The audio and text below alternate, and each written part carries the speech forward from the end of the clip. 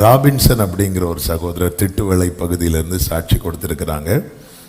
தற்பொழுது நாங்கள் சென்னையில் வசித்து வருகிறோம்.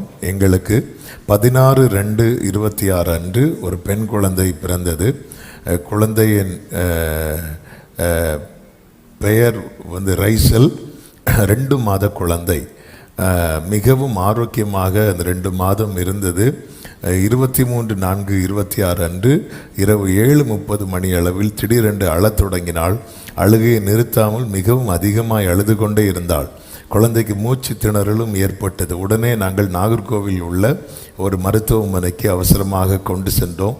ஹாஸ்பிட்டலில் குழந்தை ஐசியூ கொண்டு சென்று சிகிச்சை அளித்தார்கள். குழந்தை மூச்சு விட மிகவும் சிரமப்பட்டு கொண்டிருந்தாள். டாக்டர்ஸ் எங்களை அழைத்து குழந்தைக்கு வெண்டிலேட்டர் சப்போர்ட் பண்ணணும், அந்த டியூப் போடும்போது ஹார்ட் நிற்க வாய்ப்புள்ளது என்று கூறி சைன் வாங்கினார்கள். முழு குடும்பமாய் உடைந்து அழுதோம். ஏசப்பாவிடம் ஒப்பு கொடுத்து அழுது செபித்தோம். அந்த நேரத்தில் அசம்பாவிதம் எதுவும் நடக்காதபடி வெண்டிலேட்டர் டியூப் சக்சஸாக பொறுத்த தேவன் கிருபை செய்தார். அதன் பிறகு 3 நாள் NICUவில் குழந்தைக்கு சிகிச்சை அளித்தார்கள். 4வது நாள் தான் என்ன பிரச்சனை என்று கண்டுபிடித்தார்கள்.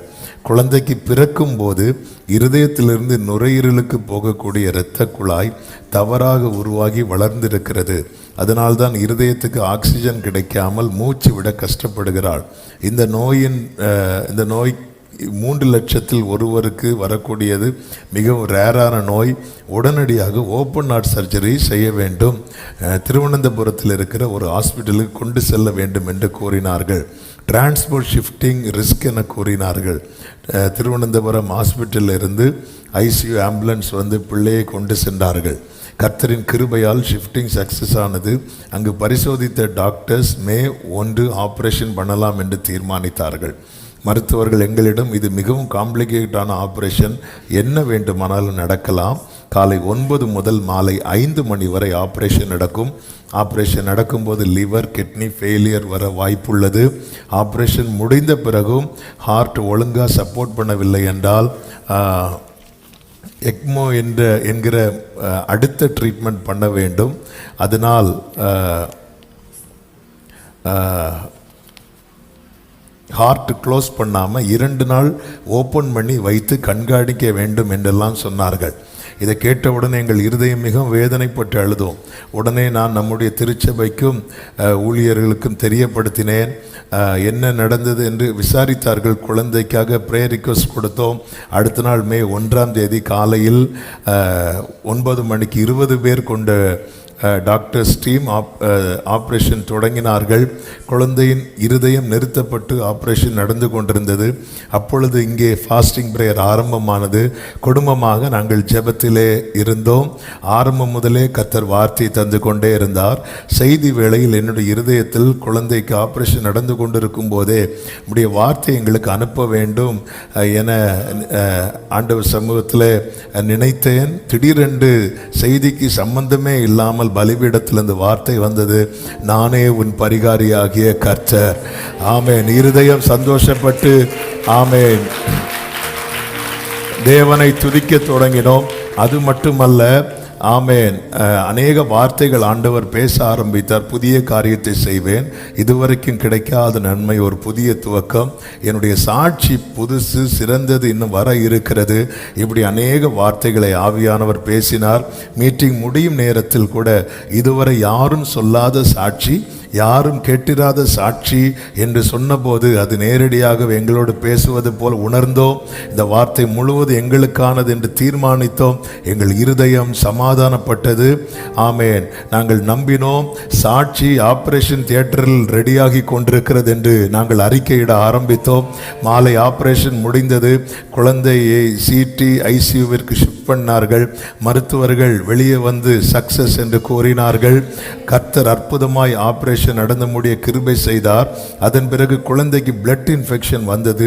பிளேட்லெட் குறைந்தது, மோஷனில் பிளட் லீக் ஆனது, பிளட் HP லெவல் குறைந்தது என ஒவ்வொரு நாளும் டாக்டர் சொல்லும்போது இருதயம் சோர்வடைந்தது. அப்பொழுது ஏசப்பா எங்களோடு பேசின வார்த்தையை திரும்ப திரும்ப நாங்கள் கேட்டு விசுவாசத்தில் பலனடைந்தோம். கண்டிப்பாக அவள் பூரண சுகமடைந்து வருவாள் என விசுவாசித்தோம். 20 நாள் ICUவில் குழந்தை இருந்தால் அதன் பிறகு டிஸ்சார்ஜ் என கூறினார்கள். மிகவும் சந்தோஷத்துடன் ஹாஸ்பிட்டல் சென்றோம்.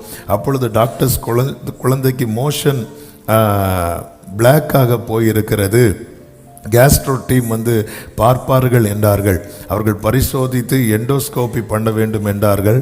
ஆனால் ஹார்ட் ஆப்ரேஷன் செய்த டாக்டர்ஸ் அவர்களிடம் இப்பொழுதுதான் மேஜர் சர்ஜரி இந்த குழந்தைக்கு முடிந்து இருக்கிறது, எண்டோஸ்கோபி தாங்குகிற அளவுக்கு குழந்தைக்கு பலன் இருக்காது, சிடி ஸ்கேன் பண்ணுங்க என்றார்கள். ஸ்கேன் பண்ணும்போது கொடுக்கிற மெடிசின் கிட்னி எஃபெக்ட் பண்ணும் என்று சொல்லி சைன் வாங்கினார்கள். அந்த நேரத்திலும் சோர்ந்து போனோம். அந்த நேரத்தில் தான் அங்கே பாடப்பட்ட பாடல் ஒன்று நினைவுக்கு வந்தது. தான் வாழ்கையால் ஆகுலம் இல்லா நாளை என்ன பீதி இல்லா என்ற வார்த்தையை ஆண்டவர் நினைவுபடுத்தி தேற்றினார். விசுவாசத்தோடு காத்திருந்தோம்.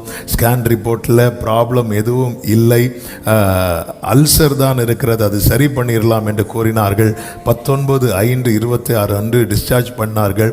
குழந்தைக்கு ஒரு தீங்குமே அணுகாமல் கர்த்தர் அவரின் கரத்தில் வைத்து பாதுகாத்து, குழந்தை பிறக்கும் போது என்ன வெயிட் இருந்ததோ அந்த வெயிட் கொஞ்சமும் குறையாம 3 கிலோ வெயிட்டோடு திரும்ப கிடைக்க கர்த்தர் கிருபை செய்தார். கர்த்தர் பாராட்டின எல்லா கிருபைகளுக்காக ஆமென். நல்ல கரங்களை தட்டி ஹல்லேலூயா ஆமென். தான் வாழ்கையா ஆகுலமில்லா நாளையந்து பீதியில்லா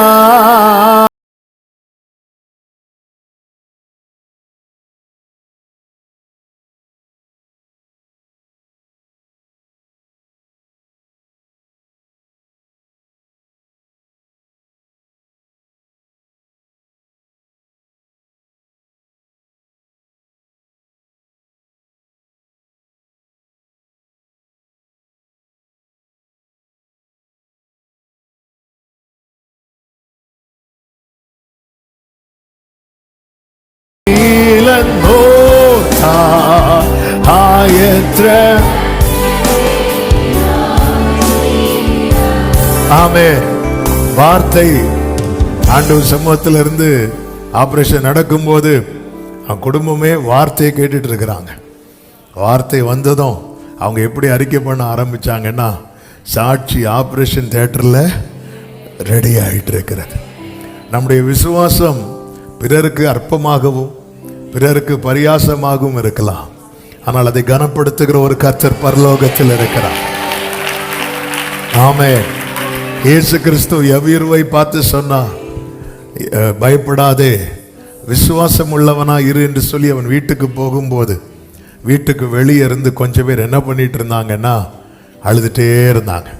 அப்பொழுது இயேசு சொன்னார், அவள் மரிக்கவில்லை, நித்திரையாய் இருக்கிறாள் என்று சொன்னபோது அவங்க எல்லாரும் என்ன பண்ணாங்க தெரியுமா?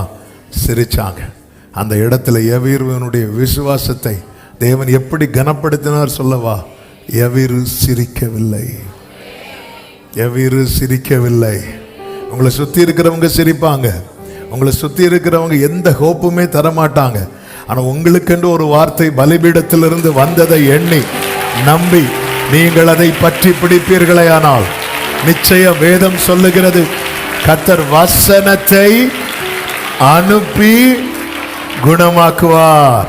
சொல்லுங்க, இருதயத்தில் கை வச்சு சொல்லுங்க, என் தேவன் எனக்கான வசனத்தை அனுப்பி குணமாக்குவார். சத்தமா ஆமென் சொல்லுங்க.